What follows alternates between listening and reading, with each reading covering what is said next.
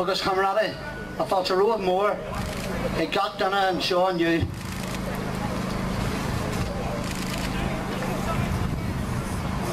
Welcome everybody here today for attending and paying homage to United Irishman Henry Joy McCracken. Thank you to the Republican groups who attended today. In particular, I can welcome the RNU Scotland.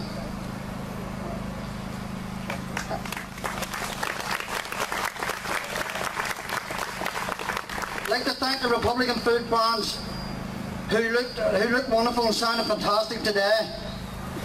The Kilkeel Republican Flute Band, County Down.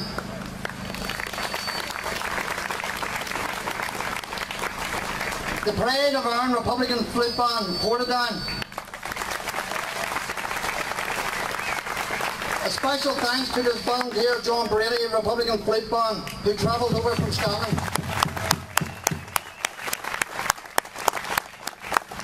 And can I ask for a warm round of applause for the local Belfast band, the Henry Joy McCracken Flute Band, and all the flute bands today.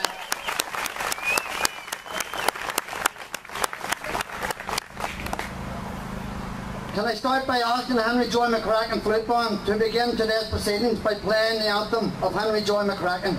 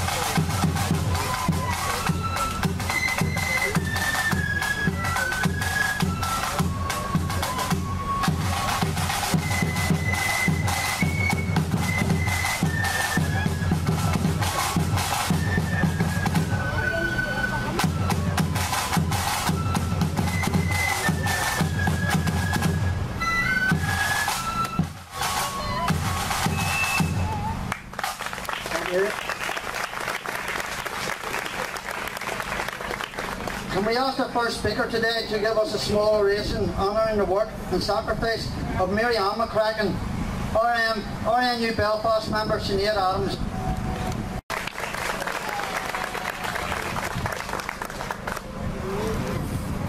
The life of Henry Joy's sister, Mary Anne McCracken, Democrat and social reformer, has often been overshadowed by the life of her more famous brother, although she was a committed and relentless political activist in her own right.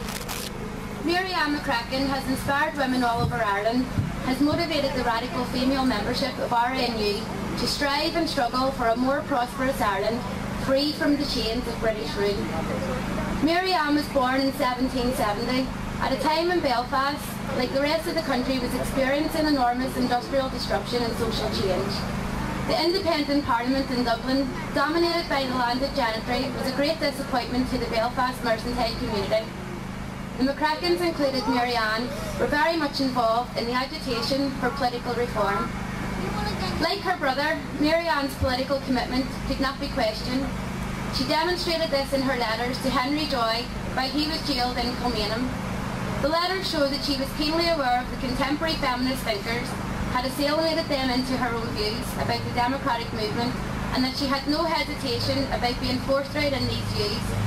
She referred in one letter to a mutual friend being sworn in to the United Irishmen, and she commented, "I hope his sisters will soon follow, so good an example." Her letters are full of political commentary, news of raids, arrests and armed seizures, showing that she was very much involved in the events around her. The letters demonstrate an advanced and well-developed feminist consciousness. She talks of her great curiosity to visit some female societies of the United Irish movement, but objects to the fact that they were for women only. She quoted, as there can be no other reason for having them separate but keeping women in the dark, and certainly it is equal and generous and uncandid to make tools of them without confiding in them. I wish to know if they have any rational ideas of liberty and equality for themselves, or whether they are contented with their present abject and dependent situation, degraded by custom and education beneath the rank in society in which they were originally placed. For if we suppose woman was created for a companion in man, she must of course be his equal.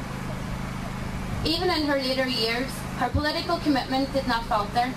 She had been a supporter of the anti-slavery movement from its early days. When the United Irishmen had called for a boycott of sugar products from the West Indies, at 89 years old, Mary Anne herself stood lethal in emigrants departing for America. She deplored the lack of anti-slavery activists in Belfast, where she had once been a strong support. In the last 20 years of her life, she maintained a correspondence with Dr. Madden and made a major contribution to his definitive history of the United Irishmen. On the 26th of July, 1866, just a few weeks after her 96th birthday, Mary Anne McCracken died. I invite RNU to lay a wreath on behalf of Henry Joy.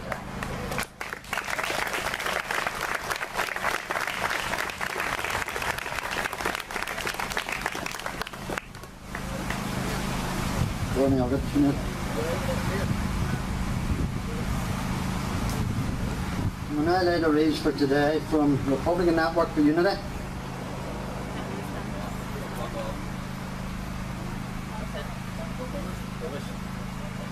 Caucus POWs.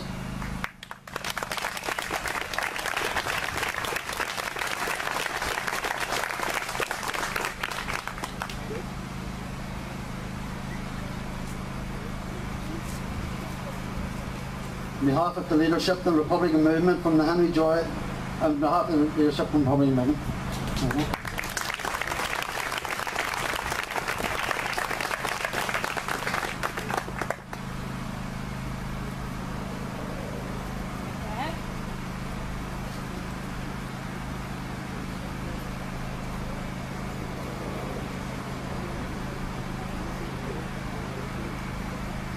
From the Henry Joy Flute Band.